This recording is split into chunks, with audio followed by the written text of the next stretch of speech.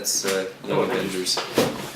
Hey! Hello everyone! Welcome to Free Range Nerdity. It's the comic show. Yeah, we got a lot of stuff to go over this week. Yeah. Wanna start? Yeah, I'll start. Okay, so Fear Itself, bunch of Fear Itself stuff came out this week because the main title also came out this week. The ones that we picked up, Uncanny X-Force Uncanny X-Force Fear Itself was out. It's pretty good. I mean, it's just continuing with what Uncanny X-Force is doing, and it's been... It essentially could not, I mean, it could have just been not a Fear Itself tie-in, Yeah, I think. pretty much.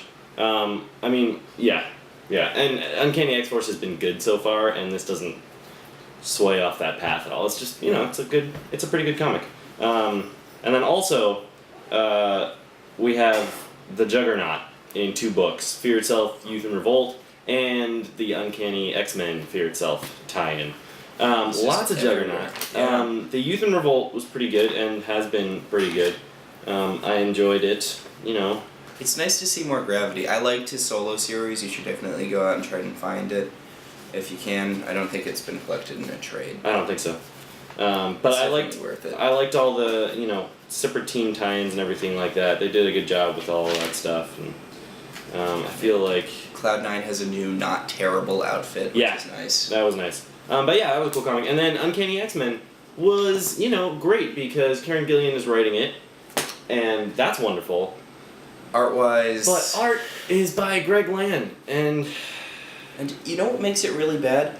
I've seen his Birds of Prey work. I know he can legitimately draw if he wants to. Yeah. That's what makes it so terrible. There are a couple places in here where you can tell that he's just drawing and not, rotoscoping. But, look at, freaking Colossus has a big part in this whole comic. And we see his face once. Yeah, in the entire thing. Every other time it's in shadow. Or he's looking away. In one of them, it's just, there's not even a shadow on the rest of his body. It's just, there's just a shadow on his face. It's like the room was just focusing all of its darkness in this one spot. It's just black. I don't know. So, it's a good book. And, Uncanny X-Men, again, has been good, but... Also, I know she's been dead, so it's kind of hard to tell how old she is, but Ilana Rasputin has to be, 15, 16, and she looks exactly the same as Emma Frost. She looks exactly the same as Emma Frost. Who, I gotta say, it seems that Greg Land has trimmed down her waist a little bit. Yeah. I mean, that's pretty... She's a little thin there. Her new mutant power is not needing to breathe. Yeah. Yep. Hit it up. Yeah. Okay. Titans Annual versus JLA. Now, the Titans has been, for lack of a better term, a hot mess for a while. Mm-hmm. It's all Slade has it now, so it's villains for hire. And this is him fighting the JLA. This is one of those fun JLAs where there's 2 recognizable characters and the rest are just B-listers that the author happens to like. There's not a lot of resolution here. There really isn't. It just kind of oh, we'll stop now. It happens. Yeah. It has almost no lasting impact. They keep on shrinking Isis's outfit, which bothers me. Soon she's just gonna have cloth pasties. Well, but it's funny because Supergirl's outfit just keeps getting heavier and heavier. They keep adding more to hers. That's kind of funny. Can't have one or the other. The art's pretty good in this. Yeah, I like the art in this. Yeah. It worked well with it and everything. I'm excited to see where this goes because in the end, Slade steals.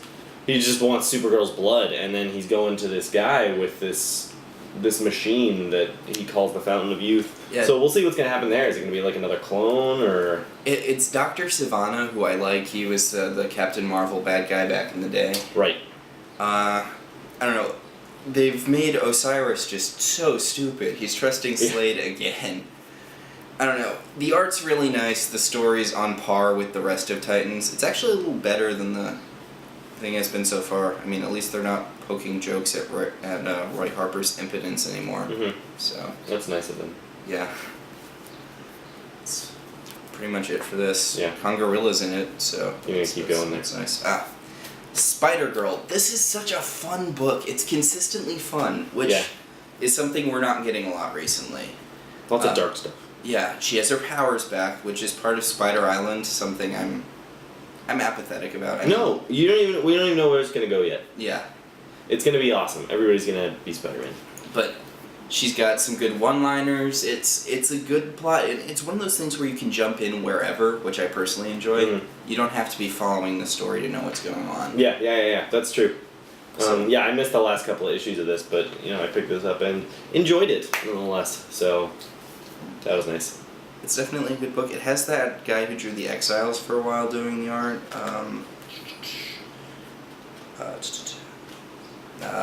Henry something. Anyway, I don't normally like his work. Like, I wasn't a huge fan of his Exiles run, but it's a lot better here. It's good. I like it. Yeah. Let's see, and Superboy. The writing was better in this one. I mean, I've been kind of not really following this. I'm a Superboy fan, but the art is still kind of blow-up dolly. Yeah, it really is. I like Jeff Lemire, but Yeah. Paragallo is just, I just can't, I don't know, it just doesn't work with Superboy. It's just, it looks really cheesy. Yeah. It looks fake and cheesy. I just don't like it. And I know it's been a while, but to have Francis Manipul and then this guy, it's just such a drop in quality. Yeah, definitely. And the plot's kind of intriguing. They're doing some cool stuff with Psionic Lad, Simon Valentine. See, I like these characters, but it's hard to get invested because you just know as soon as the book changes writers, they're all going to get dropped. It's true. I mean, Yeah. When was the last time we heard anything from anyone in Superboy's Hawaiian cast from back in the 90s? I don't even know what you're talking about, so... Yeah, he lived in Hawaii. He had a whole supporting group of people. Beats me. Anyway, the big thing this week, both Flashpoint and Fear Itself had another issue come out. Both of them were awesome. I think that there's all this competition going on between DC and Marvel right now, and I honestly don't know who won this week because I think both of these were really, really, really good. Fear Itself advances the plot to the point where things are actually going to start going down. There's going to be some real big fighting. What we see on the last page is just an awesome full-page spread of what will promise to be one of the most epic, earth-shattering fights ever. But the rest of this comic, it's just really well written. They bring Captain America into stuff really well. Bendis is doing a really good job kind of making it real instead of making it like, oh, we lost Bucky, we have to mourn for him. Like, he's like, no, there's stuff going on right now. We don't have time. We don't have time for this. So Steve Rogers is back as Captain America. Surprising no one. Yeah, surprising. The movie's coming, right? Absolutely no one. But yeah, I'm really, really, really, really. This was just really good. I loved it. See, I loved it. I feel like the big thing with Fear Itself versus Flashpoint is a lot of diving into the backstory, explaining stuff. Well, Fear Itself was really setting up this epic confrontation, and that was kind of the big thing between the two of them. I'm glad Project Superman kind of, the Flashpoint thing kind of veered away from the other Project Superman book. Yeah, definitely. Where they're like, it's a normal guy, but we're giving him Superman powers. I read that and I was like, oh, okay, this is interesting. But this is Superman. This is, Kal-El of Krypton. And it's awesome, because they find him, Barry Allen gets his powers back, and... That was an epic scene. Yeah, that was a really epic scene. He's like, no, that lightning was enough. I need to get struck by lightning again.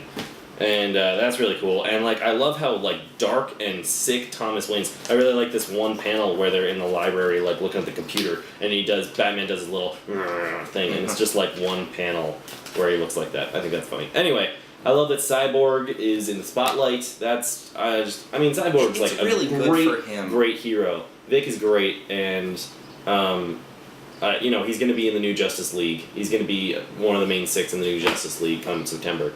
It sucked. Earlier they were going to put him in the Justice League, the one that had Starfire in it and stuff, and that kind of just got bumped to the side. So I'm glad he's getting his moment in the limelight. And I'm glad he's getting his moment in the limelight in what is classic Justice League. He's basically replacing Martian Manhunter in that sixth position, which is really cool because he's great and he's not a Titan anymore. Yeah, he's not a Titan. He's grown anymore. beyond that. Yeah, come on, he's in his 30s now. Yeah, and then Superman in this. Woof! I just love that where they go in and they find Superman and he's just this emaciated 30-something dweeb basically who's never seen the sun. And who is afraid of everything, and he's just this skinny little guy, pale and doesn't know what's going on in the world. So I'm thinking, he flies away at the end of this. I'm thinking he's probably going to be getting like his revenge on the world or something like that for keeping him in captivity for so long. So there's just the way they did this. They set it up so there's so many different ways it could go, though, which is why it. Yeah, works. he could be evil or he could be good. We really don't know how it's going to happen yet. Fate of Crypto was kind of sad, though. Yeah, that was pretty dark. They're walking through the thing and they see project number 2 or just subject number 2 and it's like, oh, it looks like a canine skeleton. And you're like, ugh. Oh, that's Crypto. But yeah, both of these books really, really good this week. I was blown away by both of them. Both companies are really upping their game. They really are. At least in these main titles. Again, we'll see what happens in September. We'll see if Marvel picks up in sales or DC picks up in sales. We don't know. DC has to be getting some money after these, out of these annoying Subway things, though. Yeah, oh, definitely. I just want to talk about that for a second. These are the new fruit pie ads. These are, we have Olympic celebrities helping superheroes defeat people thanks to Subway. Yeah, it's in this. Yeah. Yeah, this was just... I'm gonna get Subway on my way home. No, I'm serious, though.